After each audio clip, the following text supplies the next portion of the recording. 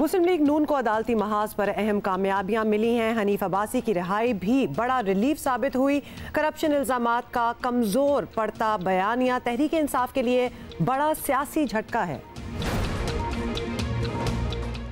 सड़कों पर भीख मांगे तो पुलिस पकड़ती है, हुकूमत वजीफा देती है ना कोई हुनर सिखाती है। ख्वाजा सराओं का सिंध हुकूमत से मुलाजमतों में 2% कोटे का मुतालबा जायज है।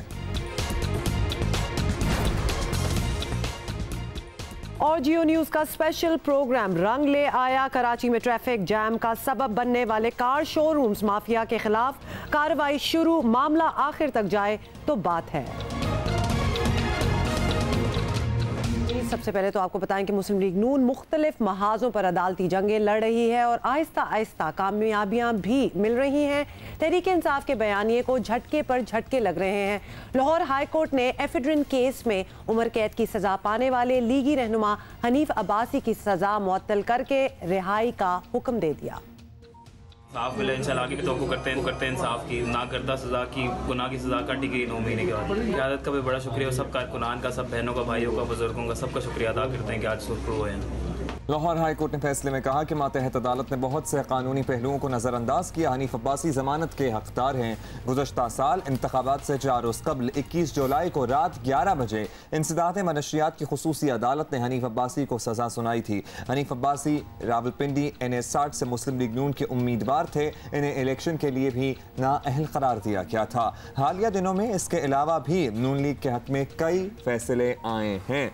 रावलपिंडी NA59 से नून लीग के सूबाई उम्मीदवार कमरुस्सलाम, जिन्हें इलेक्शन के दिनों में साफ पानी केस में गिरफ्तार किया गया था, अब वो भी रिहा हो चुके हैं। और इसके अलावा शहबाज शरीफ और हमजा शहबाज की जमानत और शहबाज शरीफ को बाहर जाने और नवाज शरीफ को घर में इलाज कराने की इजाज़त देना भी ऐसे फैसले हैं जिसने नून लीग को काफ़ी रिलीफ मिला है। PTI का मौक़िफ़ ले लेते हैं। मुस्लिम लीग नून तो थोड़ा रिलीव्ड महसूस कर रही है, लेकिन पाकिस्तान तहरीक इंसाफ क्या सोच रही है सारी सूरत हाल पर? इनका बड़ा स्ट्रॉन्ग बयानिया था करप्शन के खिलाफ आवाज़ उठाने का। उस्मान डार साहब, आपको खुशामदीद कहेंगे, PTI से आपका ताल्लुक है, शुक्रिया। डार साहब, मुस्लिम लीग नून के अदालतों में फंसे मामलात अब निकलते आ रहे हैं। पार्टी पर करप्शन का इल्ज़ाम लगाने का आपका बयानिया मुतासर तो सर्टनली किसी न किसी हद तक होगा। हुकूमत नैब पर असर अंदाज ना होने का तासुर दे रही है, लेकिन नैब से आप लोग ये तो पूछ सकते हैं ना कि ये हो क्या रहा है, ये जो सबूत जिनकी बातें की जाती थी वो सारे कहाँ गए सर? देखें, हमने माजी में भी पाकिस्तान की अदलिया के फ़ैसलों का एहतराम किया, चाहे वो जुडिशल कमीशन का फ़ैसला हो, चाहे मेरा ज़ाती केस जो मैं लेके गया था साबिक़ वज़ीर ख़ारजा के ख़िलाफ़ नहली का, इस्लामाबाद हाई कोर्ट में मेरे हक़ में फ़ैसला आता है, सुप्रीम कोर्ट में मेरे ख़िलाफ़ आ जाता है। इसी तरह जहांगीर तरीन साहब के केस को आप देख सकते हैं। तो हमने तो हमेशा अदलिया के फराम किया है, लेकिन मैं ये ज़रूर दवागो हूँ कि जिस तरह अदलिया से अब फ़ैसले आ रहे हैं जो कि कानून की तारीख़ में एक ऐसी मिसाल नहीं मिलती।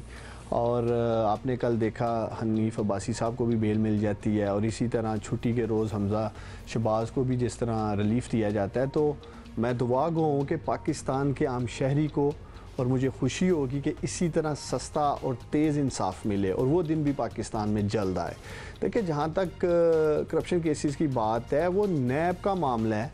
नैब के अकाउंटेबिलिटी प्रोसेस में कैपेसिटी बिल्डिंग के इश्यूज़ हो सकते हैं, उसके जो कवानीन हैं उसमें कोई लकूनास हो सकते हैं, तो उसको रिव्यू करने की अगर ज़रूरत है, कैपेसिटी बिल्डिंग पे बात करने की ज़रूरत है। पार्लियामेंट का फ़ोरम मौजूद है, और मैं समझता हूँ कि तमाम पार्टीज़ जो पार्लियामेंट के अंदर हैं उन्हें कम से कम किसी एक प्रोसेस पे मुत्तफिक होना पड़ेगा, ताकि जो एहतसाब का शफाफ अमल है उसको हम लोग आगे लेके बढ़ सकें। डॉक्टर साहब, मुस्लिम लीग नून से मुंसलिक अफराद को रिलीफ मिलता जाएगा तो डील या NRO की बातें करने वालों की तादाद भी ऑब्वियसली बढ़ती जाएगी। क्या ये बात तहरीक इंसाफ के अंदर भी हो रही है, और पार्टी में क्या तासुर है? अदालती नाकामियों का जिम्मेदार किसको समझा जा रहा है? देखें, ये तो एक कानूनी कह लें जंग है जो PMLN या पीपल्स पार्टी जो है अपनी लीडरशिप के लिए अदालतों में लड़ रही है, और जो भी रिलीफ इनको मिल रहा है वो पाकिस्तान की अदालतों से मिल रहा है। हम तो पहले दिन से कह रहे हैं, ना ही हम नैब को पॉलिटिकली मैनेज करने की कोशिश कर रहे हैं, उसे इन्फ्लुएंस कर रहे हैं, ताकि इन लोगों को सज़ाएँ दी जाएँ, या अदलिया के फ़ैसलों पे हम मुतासर होने की किसी सतह पे भी असरअंदाज होने की कोशिश नहीं कर रहे हैं। और अगर अदलिया इन्हें बेल दे रही है, जैसे जैसे इनके मुकदमात, अभी इनके मुकदमात ख़त्म नहीं हुए, इनको बेल मिल रही है, अभी भी इनको अपने संगीन करप्शन और मनी लॉन्ड्रिंग के ऊपर मुकदमात का सामना है। तो ये अब हम देखेंगे कि किस तरह से आगे चल के अदालतों से इनके हक़ में फ़ैसले आते हैं या इनके मुखालिफ आते हैं। लेकिन एक बात ज़रूर है कि अब PMLN और पीपल्स पार्टी की लीडरशिप को और इनके रहनुमाओं को और इनके वर्कर्स को समझना होगा कि इनको इंसाफ पाकिस्तान की इन्हीं अदालतों से मिलना है।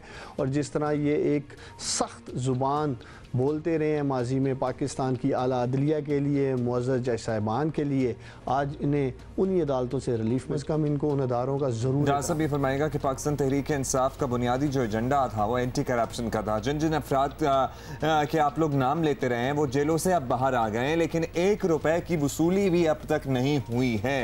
ये किस्मत की खराबी हम समझ लें या खबरें ही ठीक नहीं थी? गड़बड़ कहाँ थी? ये तमाम तर मामला जुमला जो हैं वो पाकिस्तान की अदालतों में हैं या नैब है, और नैब एक ऑटोनमस अदारा है।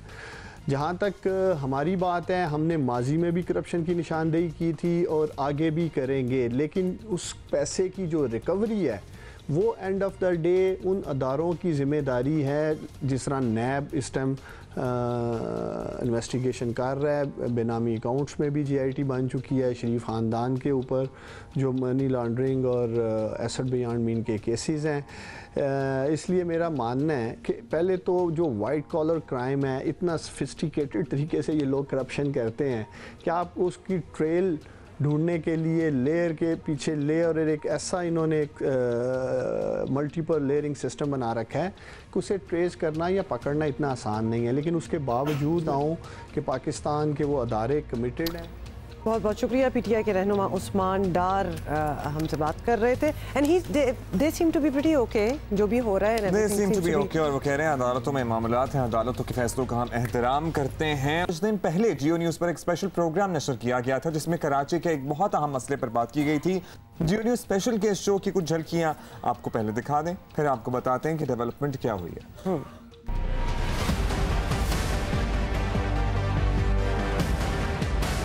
फुटपाथ पर गाड़ियां खड़ी की जाती हैं। शोरूम वालों ने इतनी तबाही मचाई हुई है कि आदमी पैदल चलना मुश्किल हो गया।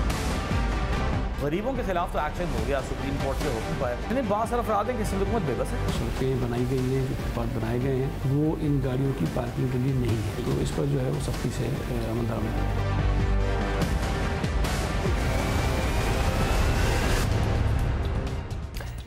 और जैसा कि आपने देखा, शहर की बड़ी सड़कें शोरूम माफिया के कब्जे में हैं, शहरी तंग हैं और कोई इस माफिया का कुछ बिगाड़ नहीं पा रहा।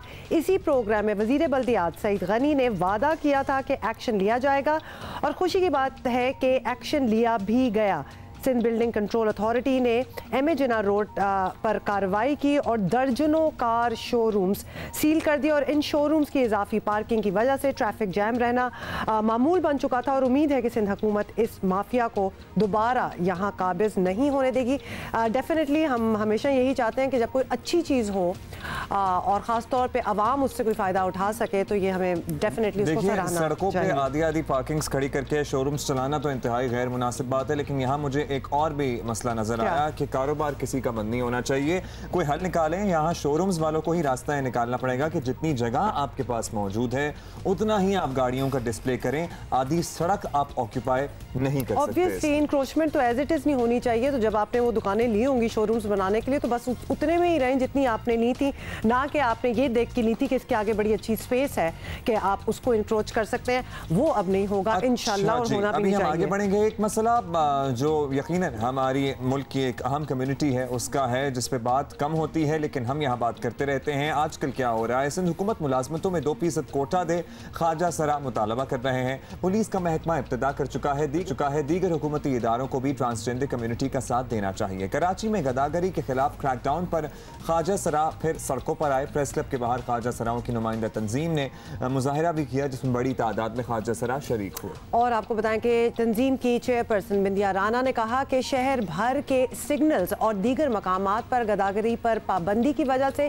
अनगिनत ख्वाजा सराओं की गिरफ्तारियां हुई हैं और उन्हें इस शर्त पर लॉकअप से रिहाई मिली कि अब वो गदागरी नहीं करेंगे, मगर इस पाबंदी की वजह से ख्वाजा सरा फाका कशी का शिकार हो चुके हैं और उनका कहना था कि अगर ख्वाजा सराओं को बाइज्जत रोजगार मुहैया कर दिया जाए तो वो भीख मांगना ऑब्वियसली छोड़ देंगे। बिल्कुल ऐसा नहीं होगा। सिंध हुकूमत वजीफा दे या फिर हुनर सिखाए, कुछ ना कुछ तो करना पड़ेगा। बिंदिया राना ने वफाकी हुकूमत से भी मुतालबा किया कि सरकारी मुलाजमतें देने का ऐलान किया जाए और ऐलान के बाद फिर वो मुलाजमतें दी भी जाएं। हम बात कर लेते हैं, बिंदिया राना साहिबा हमारे साथ खुद मौजूद हैं। पहले तो ये बता दीजिए, ऐलानात काफ़ी होते हैं, अगर सिंध पुलिस की आप बात कर रही हैं कि उन्होंने इब्तिदा कर दी है, प्रैक्टिकली कितनी नौकरियां मिली हैं अब तक? देखें अब तक तो मैं समझूं कि सिवाय मतलब नादरा के मतलब एक ख्वाजा सरा के अलावा और किसी को तो मैं नहीं समझ। सिंध में एक दो और को मिली है, एक दो और हज़ारों में एक दो की बात एक दो की।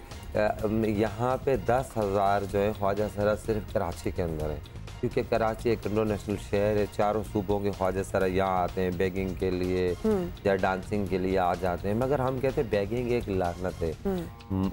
एक बेगिंग का माफिया वो एक अलग चीज़ है। वो नस्ल न नस्ल भीख मांगना, बच्चे गोद में लेके मांगना, वो और पट्टियां बांध के, ये जो ख्वाजा सरा होते हैं भिखारी वाले, ये बेगिंग माफिया से एसोसिएटेड होते हैं? इनका कोई बेगिंग माफिया, यानी वो बेगिंग डिफरेंट है, ख्वाजा सराओं का मजबूरी है, आपका मतलब है कहना? उनकी मजबूरी है, क्योंकि मजबूरी ये है ना तो उनके पास कोई काम है, ना उनके पास स्किल है, ना उनको कोई जॉब देता है, तो उनके पास रास्ता सिर्फ बेगिंग या नाच गाने का बचता है। और आजकल तुम्हें पता है स्टेज शो प्रोग्राम और जो शो के डांसर है वो शादी ब्याहों में उसमें शिरकत करें, गुलूकार आ रहे हैं, तो ख्वाजा सराओं का वो भी रोजी रोजगार चला गया। वक्त कम है, 30 सेकंड है, क्या चाहती हैं, किस तरह से हल किया जाए? देखिए जी, मैं गवर्नमेंट से ये चाहती हूँ कि 15 से 20 हज़ार महीना इनका वजीफा बांधे, इनको स्किल सिखाएं, और जिस तरह IG से इनको हम सलाम पेश करते हैं कि उसने मतलब जॉबों का मतलब ऐलान किया, इस तरह दीगर इदारे भी गवर्नमेंट के इनको जॉबें दे ताकि ये बेकिंग की लानत से बच सकें, ये भी आम शहरी की तरह इज्जत के रोजी रोजगार। और खास तौर पे आपका ये भी कहना है कि सिर्फ ऐलान ना रह जाए, उसके बाद ये पायलट प्रोजेक्ट ऐलान वगैरह उसके बाद आगे प्रैक्टिकली भी करें, तो सिर्फ लफ्जी बातें ना हो। बहुत बहुत शुक्रिया बिंदिया आपका इधर आने का। कि वजीफा बांधा जाए 10 से 15 हज़ार रुपए और उसके साथ साथ स्किल यानी हुनर सिखाने पर काम किया जाए। हुनर सिखाएंगे तो जाहिर है फिर अपना कारोबार भी कर सकेंगे, फिर नौकरियां तो नहीं मिलती, अपना कारोबार करें तो ही चल सकता है, तो ही चलेगा काम। गवर्नमेंट में कोटा भी होना चाहिए, चलो 2% निकाल लें। एब्सोल्युटली, बहुत ज्यादा तजावीज़ हैं इधर।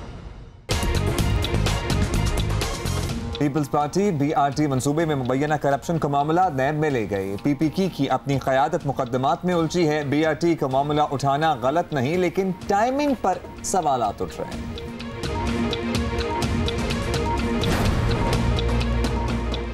बच्चे की जिन्स वाज़े ना होने का मतलब हरगिज़ ख्वाजा सरा होना नहीं। वालिदैन घबराएं नहीं, बच्चों का इलाज कराएं, डॉक्टरों के मशवरे पर अमल कई बच्चों को नई जिंदगी दे सकता है।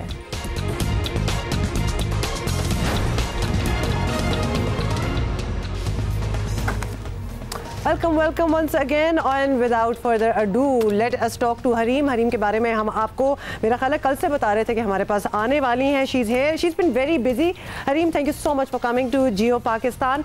आपका काफ़ी अरसे से इंतजार था, लेकिन आप काफ़ी निकली हुई थी, कहीं यूरोप वगैरह भी गई हुई थी। She was busy shooting and she was busy traveling. क्या कुछ चल रहा था जिंदगी में? फर्स्ट ऑफ ऑल अस्सलाम वालेकुम and thank you for having me here. I appreciate, मुझे ये शो बहुत पसंद है पर्सनली, क्योंकि बहुत कम शोज ऐसे, thank you so much, because बहुत कम शोज होते हैं जो सिर्फ प्रॉब्ली रेटिंग्स के लिए नहीं काम करते, actually they actually have some meaning to it. Thank you so much, बड़ा अच्छा आपने रिकग्नाइज किया। मूवी आपकी आ रही है, आपकी मूवीज सऊदी अरेबिया में, जहां हम कभी सोच भी नहीं सकते थे, वहां रिलीज हो रही हैं। So you are at the helm of a lot of things. ये बाय चॉइस है that you are so busy? शुक्र अल्हम्दुलिल्लाह, by choice yes, absolutely it is, because I feel कि इंसान को मेहनत करते रहना चाहिए, काम करते रहना चाहिए, अपना जो स्किल है उस पर अमल करते रहना चाहिए, उसको बेहतर करते रहना चाहिए, और आई थिंक उस खुद ब खुद आप बिजी होते जाते हैं, काम चलता रहता है इसी तरह। That's right. Let's talk about your movie Heer Manjha. I like already, मुझे नाम बड़ा अच्छा लगा। ये बता दें ये हीर मानेगी या नहीं, ये तो एंड में पता लगेगा। कैमरा क्लोज हो गया, किस मरहले में है, पोस्ट में है film, because you produce your films as well most of the times, so double जिम्मेदारी हो जाती है, तो बहुत टायरिंग नहीं हो जाता? बिल्कुल हो जाता है, लेकिन the key to that is having good partners with you. और मेरे साथ इमरान काज़मी और Arif Lakhani, we are 3 partners in this. तो आई थिंक दे अंडरस्टैंड कि जब मैं एक्टिंग कर रही होती हूँ तो मैं प्रोड्यूस नहीं कर रही होती, while I am on set, तो वो इट गेट्स वेरी ईजियर। हाँ, अगर शायद सिर्फ मैं अकेले कर रही होती तो शायद प्रॉबेबली एक आधी कोई प्रोड्यूस होती उनसे, उसके बाद हिम्मत खत्म हो जाती। Hareem, you are in a very good position to explain this and obviously हमारे व्यूअर्स भी इंटरेस्टेड हैं। क्या फ़ायदा होता है if the artist you know themselves and yourself, खासतौर पे खातून एक आर्टिस्ट है और मूवी खुद प्रोड्यूस कर रही है, मतलब क्या चेंजेस हैं या क्या डिसीजंस हैं जो आप खुद ले सकते हैं कि this is how I want it to be? बहुत फ़र्क पड़ता है, बहुत ज़्यादा फ़र्क पड़ता है। In fact I think I can give in a women's perspective. उसमें even though I again emphasise on this, मैं बार बार अपने पार्टनर्स का नाम इसलिए लेती हूँ क्योंकि they have a very major role in portraying how we in portraying women in our films. Sure. It's very important. वो लोग, उनका ये मानना है कि you know it's very important कि हम अपनी औरतों को empower करें। तो whenever we're talking about a female character in the film, तो उनके लिए सिर्फ ये नहीं होता है कि हम सिर्फ ग्लैमर करेंगे और बस you know it's just an object that we're going to show, that's it. It has to have substance. That's very important. चाहे वो छोटा सा रोल हो, चाहे वो लीड रोल हो, be it any female character. जैसे कि पर्ची में आपका कैरेक्टर था, बड़ा स्ट्रॉन्ग कैरेक्टर था, तो हम कहीं फिल्म इंडस्ट्री तो पूरी हमारी फेमिनिज्म से बहुत ज्यादा मुतासिर तो नहीं होती। नहीं तो इस पे वैसे इतनी खास बुराई भी नहीं है, लेकिन इसमें क्या बुराई है? फेमिनिज्म को थोड़ा सा लोग कंफ्यूज भी हो जाते हैं। Lot of people become anti men when they talk about being feminist. मेरा वो स्टांस नहीं है। I am not anti man, I respect man as much as I respect women, but I feel कि थोड़ा सा फेमिनिज्म का point ये है कि थोड़ा सा it's difficult for women out there slightly. इसको आप अंडरस्टैंड करें और अगर कुछ करने की कोशिश कर रहे हैं हम लोग तो लेट इट बी। एब्सोल्युटली, बिल्कुल, you are very right. So Hareem is one example, then Fiza Mirza is another example. She has been a producer as well. तो अब फिल्म मेकर्स होना एक बिल्कुल ही डिफरेंट बॉल गेम है। वो challenges जो आप लोगों को फेस करने पड़ते हैं एज फिल्म प्रोड्यूसर्स, क्या वो मुख्तलिफ हैं मर्दों से? थोड़े बहुत यस, एब्सोल्युटली। इनिशियली इनफैक्ट मुझे लगा क्योंकि मैं I am turning into producer from an actor, तो मुझे लगा कि शायद थोड़ा टाइम लगा लोगों को सीरियसली समझने को इस बात को। वो आई थिंक आपको ज़्यादा प्रूव करना पड़ता है, आपको ज़्यादा मनवाना पड़ता है कि this is, I am not just an actor and I mean business, I am serious about this. तो Hareem certainly and surely means business हमारे साथ मौजूद है, मजीद बातें भी करेंगे। एक one of the top stories है हमने शामिल करनी है, एक मामला BRT का मामला है जिसमें परवेज खटक के खिलाफ रेफरेंस लेकर पीपल्स पार्टी की जनाब अब पीपल्स पार्टी नैब में पहुंच गई। अंदाजा कर लें आप लोग, और मामले की गूंज जो है कई माह से सुनाई दे रही है और नैब को शायद बहुत पहले नोटिस लेना चाहिए था। आपको बताएं कि पेशावर में ट्रांसपोर्ट का मंसूबा तहरीक इंसाफ के साबिक वजीर आला परवेज खटक के दौर में शुरू हुआ, जो कई तारीखों के बावजूद ताहाल मुकम्मल नहीं हो सका। तो अभी तक it is still under construction. गुज़िश्ता दिनों सूबाई इंस्पेक्शन टीम में अपनी रिपोर्ट में BRT मंसूबे में कई खामियों की निशानदेही भी की थी और इस रिपोर्ट को परवेज खटक ने मुस्तरद कर दिया था। जरा सुनिए। कहाँ से रिपोर्ट आई, पता नहीं किधर की ये बात करें कि 25%। मैं हैरान हूँ, मैं चैलेंज करता हूँ कि गलत रिपोर्ट है। कोई 25% मुझे दिखा दे कहाँ पर नवाजा गया है, कहाँ पर दिए गए। महमूद खान की कमेटी की रिपोर्ट गलत है। महमूद खान की बनाई हुई कमेटी और इंस्पेक्शन टीम ये कह रही है, तो उसको कहने दो, साबित करें ना, को सामने लाए कि किस चीज़ में देगा, बताए तो सही किस चीज़ में दिया गया। नैब को पीपल्स पार्टी की दरखास्त में बताया गया है कि 2017 में मंसूबा 39 अरब 50 करोड़ की लागत से 6 माह को मुकम्मल करने का दावा किया गया था, लेकिन अब मंसूबे की लागत दुगनी होकर 70 अरब से तजावुज़ कर गई है। खैबर पख्तूनख्वा हुकूमत ने परवेज खटक के अपने इस मंसूबे में करप्शन की, BRT मंसूबे के जरिए मनपसंद अशखास को नवाजा गया है, उनके खिलाफ कार्रवाई की जाए। इसी पर बात कर लेते हैं। पीपल्स पार्टी के रहनुमा फैसल कुंडी साहब ने हमें ज्वाइन किया है, बहुत शुक्रिया फैसल करीम कुंडी साहब। सर, पाकिस्तान पीपल्स पार्टी BRT का मामला नैब के पास क्यों लेकर गई है? सबसे पहले तो हमें यही एक्सप्लेन कर दें, आप लोगों का क्या इंटरेस्ट है इसमें? पाकिस्तान पीपल्स पार्टी गई है नैब के पास। नैब का ये दावा है कि नैब अक्रॉस द बोर्ड जो है वो एहतसाब कर रही है। तो हम चाहते हैं कि जिस तरीके से लोगों को वहाँ पे मसाइल का शिकार हैं, जिस तरीके से आपने देखोगे परसों जो बारिशें हुई हैं पेशावर में, BRT के जो स्टेशन उनकी छतें, ये तो अच्छी बात है, वहाँ पर कोई ट्रैफिक उस वक्त नहीं थी या कोई लोग मौजूद नहीं थे, जानी नुकसान नहीं हुआ। वरना आप देखिए कि उनका ये हाल है कि इस वक्त जो है उनकी छतें भी हवा की से उड़ रही हैं और BRT जो है इस वक्त जो कि शुरू हुआ था 38 अरब से हुआ था और वो इस वक्त जो है 70-80 अरब तक पहुंच गया है। और ख़ुद इमरान खान साहब ने कहा कि जिस प्रोजेक्ट्स में एस्केलेशन होती है, रेट बढ़ाए जाते हैं, उसमें करप्शन होती है। तो इमरान खान साहब का दावा अपना था कि उसमें करप्शन होती है, तो वही चीज़ हम उनको बता रहे हैं कि इसमें फिर करप्शन भी होगी। और हम यही कहते हैं नैब से कि आप अक्रॉस द बोर्ड एहतसाब कर रहे हैं, तो आपके सामने हमने एक केस प्रेजेंट किया है। बाकी केसेस भी हैं जिसमें हम नैब में जा रहे हैं, लेकिन ये एक उनके लिए मॉडल केस पेश किया है। अब हम कहते हैं जो भी उसमें मुलविस है, अक्रॉस द बोर्ड ABC जो भी मुलविस है, उनको सज़ा देनी चाहिए। अच्छा कुंडी साहब, आप एक्सपेक्ट भी कर रहे होंगे कि आपसे ये सवाल तो ज़रूर किया जाएगा कि BRT में ताख़ीर का मामला भी ऑब्वियसली नया नहीं है और करप्शन की कहानियाँ भी पहले आती रही हैं। पीपल्स पार्टी की अपनी क़यादत के गिर्द मुकदमात के घेरे तंग हुए हैं, तो ही आप नैब के पास क्यों गए हैं? टाइमिंग के इंतखाब पर ऑब्वियसली सवाल तो उठेंगे। देखिए, टाइमिंग के इंतखाब पे कोई सवाल इसलिए नहीं उठ रहे हैं कि 23 मार्च उनकी जो ओपनिंग थी, इन्होंने कहा था कि हम ओपन कर रहे हैं। 23 मार्च तक हमने इंतज़ार किया, ओपनिंग नहीं हुई। हम उससे मसरूफ़ थे क्योंकि 4 अप्रैल को शहीद ज़ुल्फ़िकार अली भुट्टो साहब की बरसी थी, उससे मसरूफ़ थे। जब वो बरसी से वापस आए तो हमने इसके ऊपर एप्लीकेशन ड्राफ्ट की, कंप्लेंट ड्राफ्ट की, और हम गए। चेयरमैन नैब ने हमारे साथ, हमारे एक डेलीगेशन के साथ मुलाकात भी की। उन्होंने हमें यकीन दिलाया है कि वो इस पर जो है वो पढ़ेंगे और इस पर जो है टोटली जो है इंसाफ देंगे। अब हम इस उम्मीद से हैं कि हमें जो है एहतसाब अदालत से जो है एहतसाब जो कोर्ट है नैब जो है उनसे के चेयरमैन से हमें इंसाफ की तवक्को है। और ये तो एक सवाल है कि जी पीपल्स पार्टी के लीडरशिप के ख़िलाफ़ केसेस इसलिए हम गए हैं, तो पीपल्स पार्टी की लीडरशिप के ख़िलाफ़ तो माजी में बहुत से केसेस चलते रहे। 11 साल आसिफ अली ज़रदारी साहब पहले भी जेल में रहे हैं और बाइज़्ज़त बरी हुए हैं। तो ये चीज़ें जो है ये कि पाकिस्तान पीपल्स पार्टी की लीडरशिप के ख़िलाफ़ हमारे ख़िलाफ़ केसेस होते रहते हैं, भुगतते रहते हैं। आज हम ये केस लेके गए हैं, एक टेस्ट केस लेके गए हैं, देखते हैं कि इसके ऊपर नैब क्या करती है, तो पता चल जाएगा कि क्रॉस द बोर्ड एहतसाब हो रहा है कि नहीं हो रहा। लास्टली कुंडी साहब, अभी बता दीजिए कि पीपल्स पार्टी जगह जगह नैब को हुकूमती आला कार कहती है, ज़ाहिर तहफ़्फ़ुज़ात का इजहार भी कर दिया, फिर इंसाफ के लिए आप इसी इदारे के पास चले गए हैं। आप खुला तज़ाद कह लें, आपको लगता है कि नैब आपकी बात सुनेगी? नैब के चेयरमैन कहते हैं कि मैं अक्रॉस द बोर्ड एहतसाब करूँगा, किसी की साइड नहीं लूँगा, किसी की इरिटेशन नहीं लूँगा। तो इसलिए हम नैब के चेयरमैन साहब के पास गए हैं कि ये एक प्रोजेक्ट था जो जिन्होंने पेशावर के लोगों का जीना हराम कर दिया है। उनकी अपनी सूबाई हुकूमत की एक प्रोविंशियल इंस्पेक्शन टीम ने एक रिपोर्ट दी है जिसमें उन्होंने ख़ुद कहा है कि इसके अंदर वाकई बहुत से जो हैं वो फ्लॉज़ हैं। 7 अरब रुपए का उन्होंने जिक्र भी किया कि इसमें शायद करप्शन हुई है, लेकिन हम समझते हैं कि उससे ज़्यादा हुई है। और आज भी आप देखें कि वो एक इमरान खान साहब खुद कहते थे कि रोड बनाने से और जंगला बस बनाने से कौमें आगे नहीं जाती, कौम तरक्की नहीं करती। खुद इसी चीज़ पे पूरे 5 साल में एक फ्लैगशिप प्रोजेक्ट था BRT जो कि मुकम्मल होने का नाम नहीं ले रहा। आप देखिए कि उनके फॉरेन मिनिस्टर को ये तो पता है कि शायद इंडिया एक हफ्ते में पाकिस्तान पर हमला कर ले, लेकिन किसी भी वज़ीर को, किसी भी शख्स को PTI में ये BRT कब complete.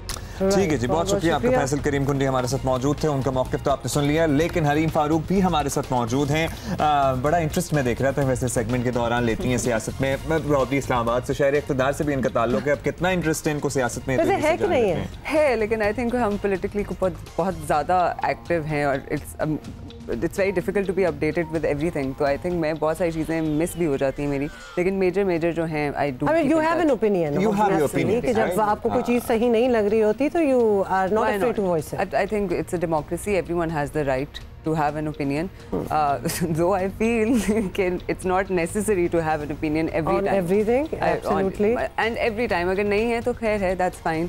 I think social media को लेके भी बहुत लोग का वो हो गया है कि opinion है, ओपिनियन होनी चाहिए। एक्चुअली सोशल मीडिया की वजह से जो डाउनफॉल ये है कि कभी कभार आपका ओपिनियन ये होता है लेकिन दुनिया के लिए नहीं होता। You are just saying things when you want to say something but you don't want it to be perhaps you know blown out of proportion or taken out of context। ये भी बड़ी बात है कि एक लफ्ज़, एक लाइन निकाल के उस पे ना आप। I think not just that, बहुत सारे लोग सिर्फ इस बेसिस पे भी ओपिनियन रखते हैं कि हमने बोलना है सोशल मीडिया पे, हर किसी ने बोलना है विदाउट थिंकिंग और विदाउट नोइंग कि व्हाट दे आर सेइंग, या वो इस चीज़ में मानते भी हैं कि नहीं मानते। आई कैंपेन दिस अ लॉट कि जब भी आप सोशल मीडिया पे किसी के बारे में भी कुछ भी कह रहे होते हैं तो बहुत सोच समझ के बोला करें, क्योंकि it's a global phenomena, it's a global thing, everyone is there. आपकी एक कही हुई बात could affect millions of other people. और if not that, तो it could just affect one person, वो भी एक negative manner में. हम तो यहाँ opinions की बात कर रहे हैं, आपके मामूली से comments जो हैं, जो आप बिल्कुल अज़राह मजाक किसी की ज़िंदगी पे, किसी की तस्वीर पे, किसी की किसी एक्शन पे कर देते हैं, वो उनको डिप्रेशन में लेके जा सकते हैं. कल महविश हयात यहाँ मौजूद थी और उन्होंने अपना किस्सा सारा शेयर किया और फिर उन्होंने अनम तनोली का भी जिक्र किया. वो यंग लड़की जिसने खुदकुशी कर ली because she was a depressed girl. उसको इतनी नेगेटिविटी मिलती थी सोशल मीडिया पे. Yes, this is a phenomena. So how do you deal with it? क्योंकि महविश से हम फॉर इंस्टेंस पूछे तो उन्होंने कहा मैं पढ़ती नहीं, मैंने छोड़ दिया. उस नेगेटिविटी को और वो असर ना होना, डिलीट भी करना है तो आपको पढ़ के you have to go through it ना. क्या करना है? I think this is the right thing to do कि आप इग्नोर कर दें. I think a lot of people just want reaction out of you. उनको होता है कि नेगेटिव लिखेंगे तो रिएक्शन मिलेगा. Best thing is to ignore. Second best thing is to tell people के ना करें, कि आप लोग सोच समझ के बोलें, क्योंकि बहुत सारे लोग बस लिख जाते हैं और उनको पता भी नहीं चलता. और सिर्फ सोशल मीडिया की बात नहीं है. आई थिंक थ्रू आउट आपके घरों में भी, आपकी फैमिलीज़ में भी, आपके दोस्तों में भी हम बहुत दफ़ा बोल जाते हैं बात विदाउट रियलाइजिंग कि अगले को कितनी इफेक्ट कर रही है. आई थिंक इट्स इम्पॉर्टेंट कि अब वो टाइम आ गया कि हम रियलाइज़ करें कि लव्स जो होते हैं वो बहुत मैटर करते हैं. You have to be careful कि आप क्या लफ्ज़ चूज कर रहे हैं. और हर दफ़ा बोलना ज़रूरी नहीं होता. And if you take your religion for that matter, उसमें कहा गया है कि सोच समझ के बोलो, बहुत सोच समझ के बोलो. Be mindful of what you are saying. अगर if it's not important, it's not necessary, and if it's not true, हमारे फैक्ट्स ही करेक्ट नहीं होते और हम बोलना. लेकिन अगर हम इस चीज को फॉलो करते होते तो ये ट्विटर, ये सारी जो सोशल मीडिया ऐप्स हैं वो होते ही क्यों? वो तो बने ही इसलिए हैं ताकि आप बोलें और जरूर बोलें, बहुत कुछ बोलें. हरीम, ऐसे रोल में आप इंटरेस्टेड होंगी जो बड़ा फिजिकल फाइटिंग और रनिंग और इस किस्म का हो? पर्ची में आपका रोल मुझे तो लगता था, बट लेकिन उसमें कोई ऐसे फिजिकल नहीं थी, कोई भागना दौड़ना, मतलब ये हम देखते हैं. धड़ आपके सवालात आ रहे हैं. आप लोग फिल्म के लिए बड़े एक्साइटेड हैं. हरीम फारूक की हीर मांझा. हीर तो सर्टनली ये है, वो मांझा We have spoken about it. Hareem, didn't we? हमने ये पूरा बात करके ख़त्म कर दी थी ना. ब्रेक में ज़रूर उठानी है, हमारे पास और भी बड़ी बातें हैं.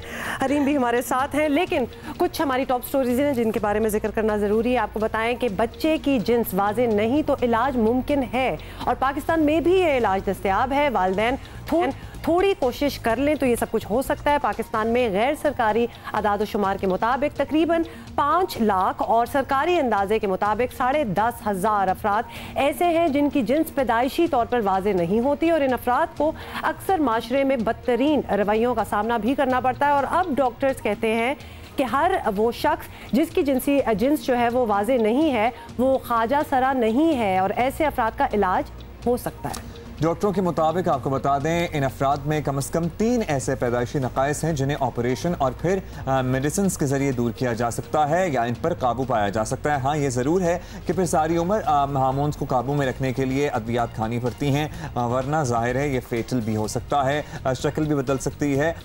इसी पर हम बात करते हैं बच्चों के एंड्रोकोलॉजिस्ट लियाकत अली हमारे साथ मौजूद हैं. डॉक्टर साहब, बहुत शुक्रिया आपने वक्त दिया. डॉक्टर साहब, पहले तो ये बता दें कि ये इंटरसेक्स शख्स होने का मतलब क्या है, क्योंकि इसमें बहुत सी कंफ्यूजन और इब्हाम अभी भी है. ये कंडीशन किस तरह से होती है पैदा? इंटरसेक्स ये कोई ऐसी बीमारी नहीं है. अगर पैदाइश के वक्त बच्चे की सेक्स का तो ये ना कर सकें उसे हम इंटरसेक्स कहते हैं. और दूसरे लफ्ज़ों में पहले इसे मेल और फीमेल हर्मेफ्रोडाइट भी कहते थे. फिर जब क्रोमोसोम स्टडी होनी शुरू हुई इसे DSD यानी डिसऑर्डर ऑफ सेक्स डेवलपमेंट भी कहना शुरू कर दिया. अब जो लेटेस्ट टर्मिनोलॉजी चल रही है उसे कहते हैं डिसऑर्डर ऑफ सेक्स डेवलपमेंट, कि उसका सेक्स सही तरीके से डेवलप नहीं हुआ.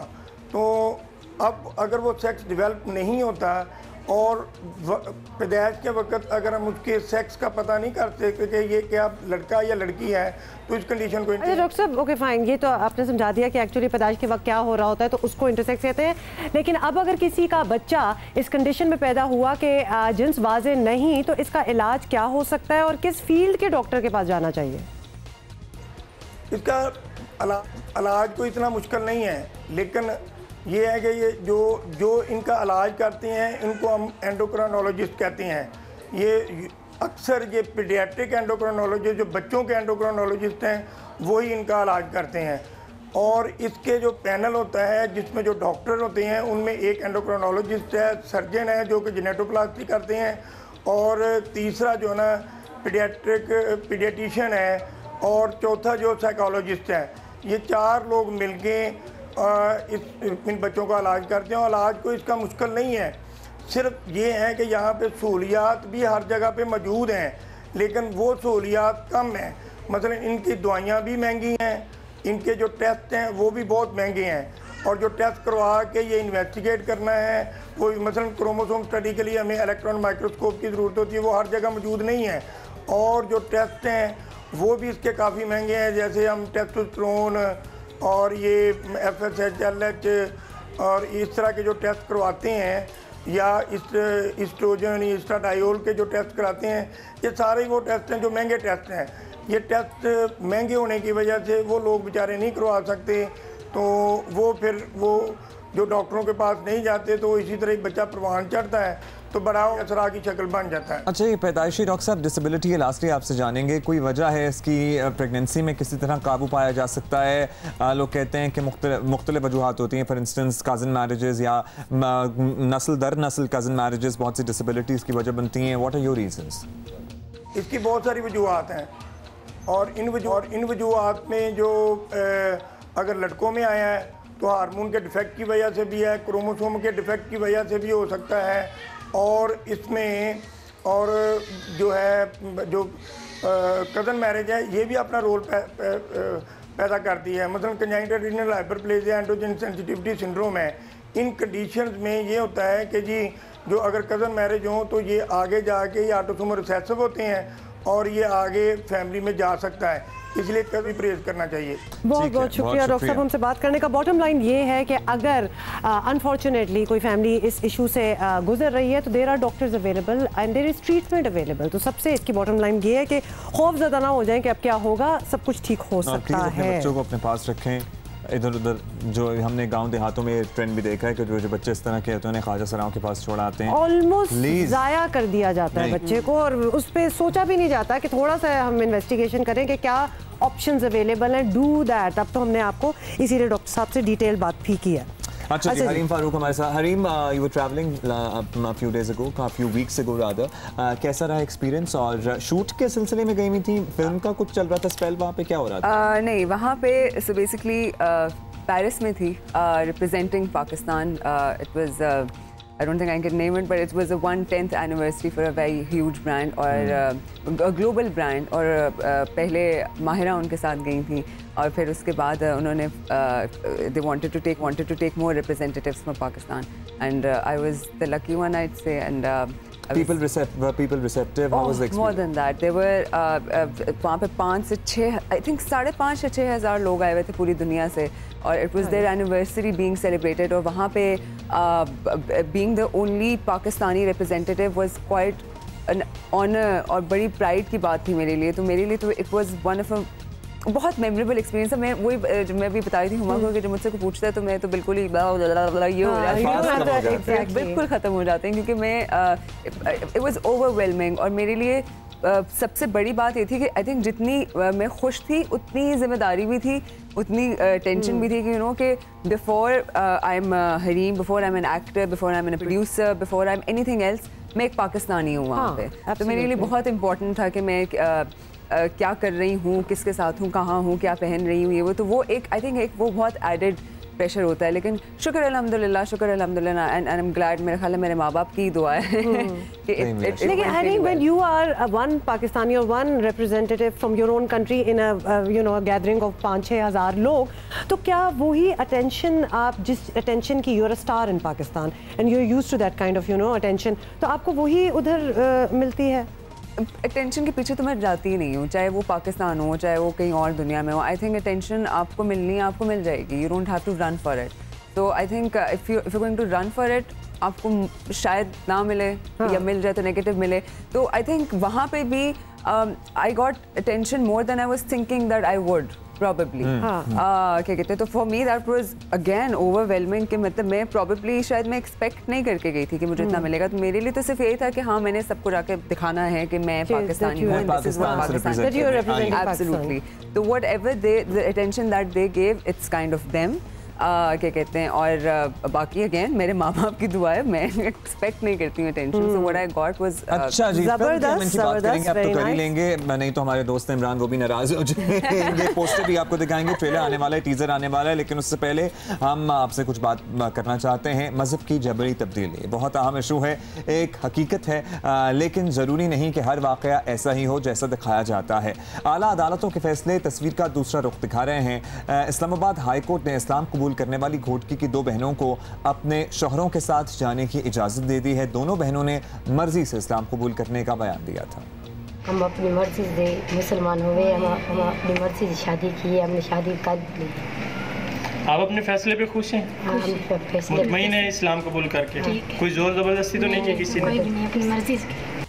Chief justice Islamabad high court ने कहा कि ये बात सामने आ चुकी है कि लड़कियां बालिग हैं और उन्होंने अपनी मर्जी से मजहब तब्दील किया। इंक्वायरी कमीशन के रुकन IA रहमान ने कहा कि इनकी तफ्तीश के मुताबिक लड़कियों ने मजहब ज़बरदस्ती तब्दील नहीं किया। दूसरी तरफ आपको ये भी बता दें, 2 रोज़ पहले लाहौर हाई कोर्ट ने मसीही लड़की को वालिद के साथ भेजने का हुक्म दे दिया और लड़की ने अदालत में बयान दिया था कि अगवा करके ज़बरदस्ती मजहब तब्दील करवाया गया और तब्दील करवा के फ़रोख्त किया गया और इसका जफ़र नामी शख्स से ज़बरदस्ती निकाह करवा दिया गया और That's about it. Yes. चालत मसीह ने कहा कि वो अपने वालिदैन के साथ जाना चाहती है और अदालत ने लड़की के बयान की रोशनी में उसे वालिदैन के साथ भेजने का हुक्म ही दिया।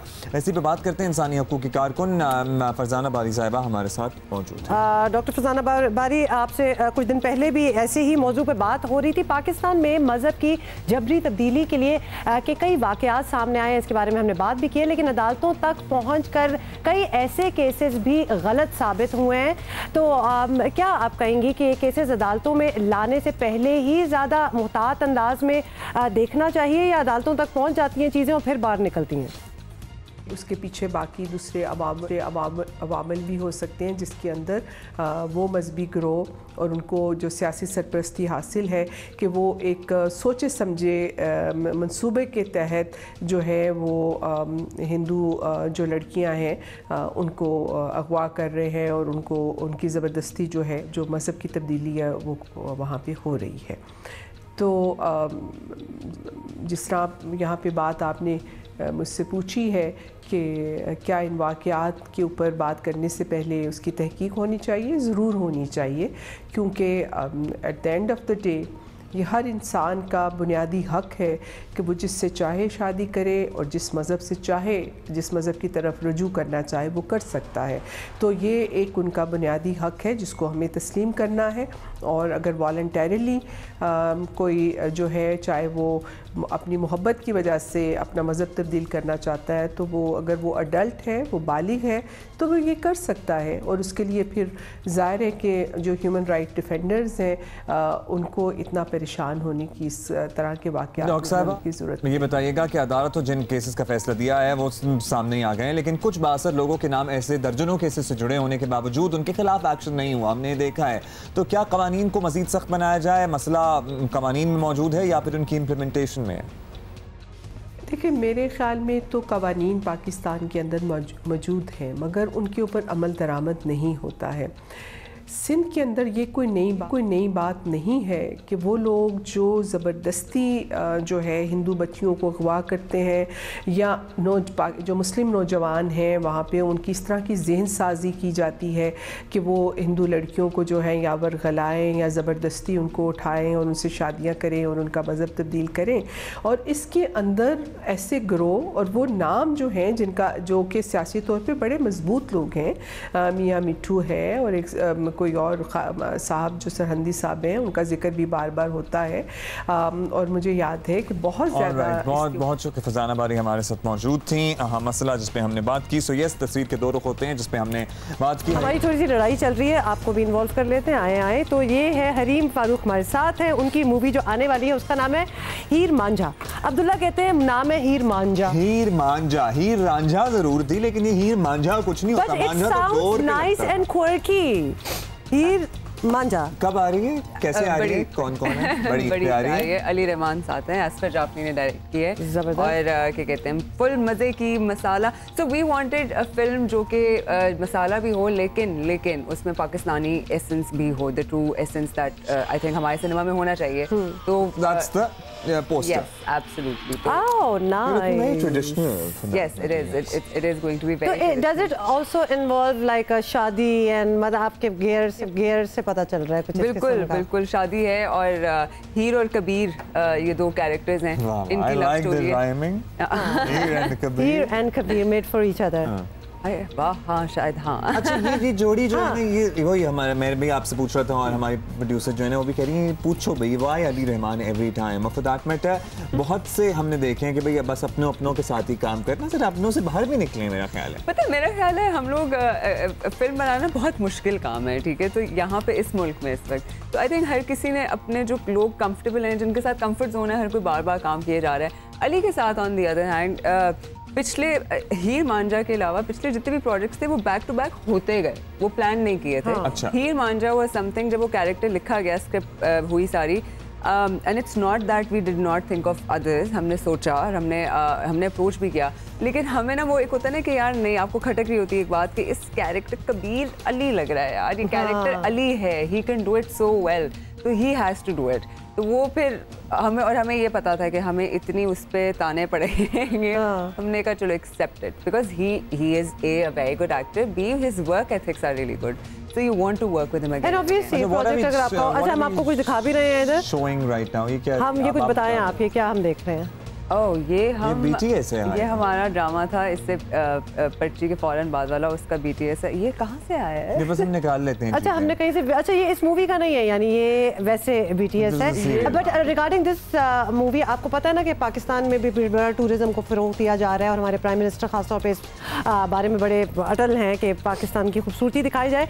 तो आपने तो बड़ा पाकिस्तान फिर लिया होगा अब अपनी फिल्मों के थ्रू, ड्रामों के थ्रू, तो have you travel like far in Pakistan? थोड़ा बहुत हल्का फुल्का नॉर्थ की साइड पे मैं गई हुई हूँ बहुत ज़्यादा, वहाँ पे हमने शूट किया था। एंड उस टाइम पे भी it was almost 2 years ago, और मुझे उस टाइम पे समझ नहीं आती थी कि लोग क्यों नहीं आते यहाँ पे, क्योंकि उससे I have travelled the world, मुझे उस जैसी खूबसूरती नहीं मिली। और ये मैं इससे नहीं बोल रही कि मैं पाकिस्तानी हूँ, यकीनन खूबसूरती की वैसे भी कमी नहीं है और खूबसूरती की वैसे भी कमी नहीं है, बिल्कुल सही, वैसे भी कमी बिल्कुल ही नहीं है। तो हम आपसे इंशाल्लाह भी, thank you Hareem, thank you so much. So we are going to see you इंशाल्लाह on Monday. Have a great weekend ahead. और मंडे को गालिबन हम मिलेंगे तो गेम ऑफ थ्रोन्स की पहली फिनाले की पहली एपिसोड आ गई होगी। Yes, see you, have a nice weekend, bye.